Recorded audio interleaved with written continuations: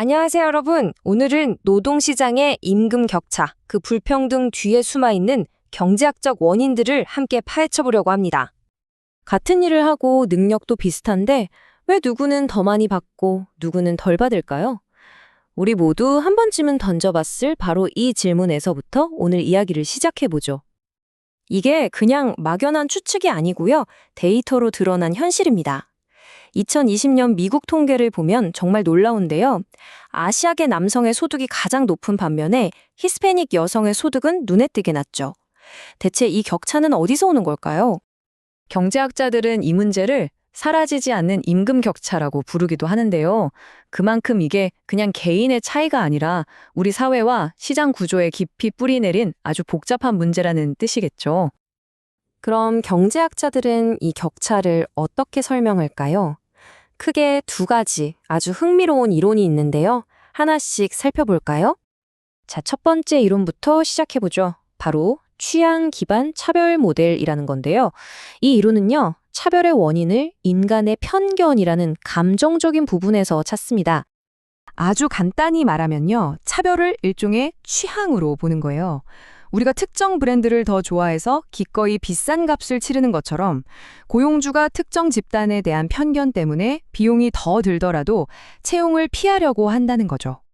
여기서 정말 중요한 건 이 모델에 따르면 차별은 결국 경제적인 손해라는 겁니다. 편견 때문에 최고의 인재를 놓치면 당연히 기업의 생산성과 이윤도 줄어들 테니까요. 말 그대로 비합리적인 선택인 셈이죠. 그런데 만약 차별이 이런 감정적인 편견 때문이 아니라면 어떨까요?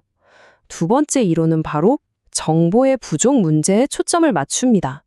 통계적 차별 모델입니다. 그러니까 이 이론은 고용주가 무슨 악의를 가져서가 아니라 지원자 한 명 한 명의 능력을 완벽하게 알 수가 없잖아요. 그래서 그들이 속한 집단의 평균적인 특성, 즉 일종의 통계 정보를 판단의 근거로 삼게 된다는 겁니다.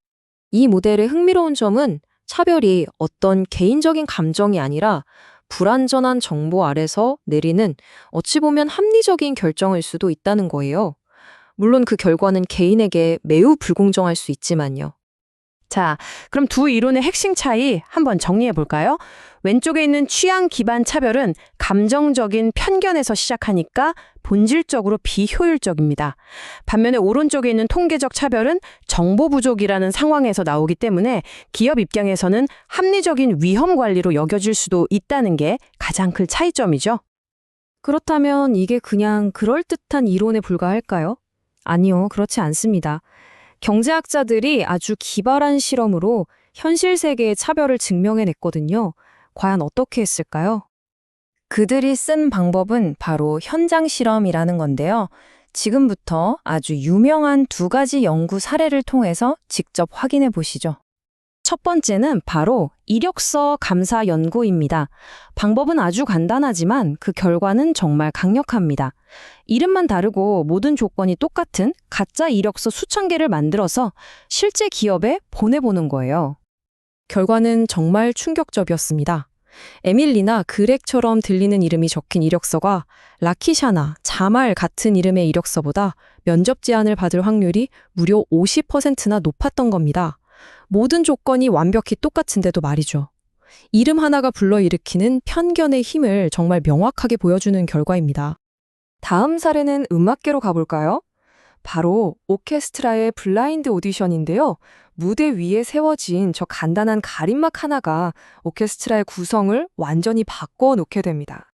1970년대 이전까지만 해도 세계적인 오케스트라는 대부분 남성 단원들 차지였어요. 그런데 연주자의 모습이 안 보이게 가림막을 치고 오직 연주 실력만으로 평가하는 블라인드 오디션을 도입하니까 여성 합격자의 비율이 극적으로 높아진 겁니다. 편견이 개입할 여지를 없애버리자 결과가 달라진 거죠. 자, 그럼 이런 차별의 문제가 시간이 흐르면서 좀 나아졌을까요? 마지막으로 장기적인 데이터를 통해서 그 변화의 흐름을 한번 추적해 보겠습니다. 임금 격차를 분석할 때 말이죠. 경제학자들은 교육이나 경력처럼 합리적으로 설명이 가능한 격차와 그런 요인들을 다 빼고 봐도 여전히 남는 설명되지 않는 격차를 분리해서 봅니다. 바로 이 설명되지 않는 부분, 여기가 우리가 주목해야 할 잠재적인 차별의 영역인 거죠. 미국의 흑백 인종 간 임금 격차를 한번 보세요. 1960년대 민권운동 이후에 격차가 상당히 줄어든 게 보이죠? 하지만 더 중요한 건 최근 수십 년 동안 그 진전이 거의 멈춰버렸다는 사실입니다. 성별 임금 격차도 놀랍도록 비슷한 흐름을 보여줍니다. 1980년대 이후에 격차가 눈에 띄게 줄긴 했지만 그 격차는 여전히 완전히 해소되지 않은 채로 남아 있습니다. 이 두 데이터가 우리에게 말해주는 건 아주 분명합니다. 법이나 사회적인 노력으로 큰 진전을 이룬 건 사실이지만 임금 격차를 만들어내는 그 근본적인 경제적인 힘은 여전히 우리 사회에 아주 완강하게 남아있다는 거죠. 자, 오늘 분석을 마무리하면서 마지막으로 생각해볼 질문을 하나 던져보겠습니다. 우리가 맨 처음에 살펴본 취향 기반 이론에 따르면 차별은 기업의 손해잖아요? 그렇다면 이 치열한 경쟁 시장에서 비효율적인 차별 행위가 어떻게 계속해서 살아남을 수 있는 걸까요? 이 질문에 대한 답을 고민하는 것, 어쩌면 이게 우리가 앞으로 나아가야 할 방향을 알려줄지도 모릅니다.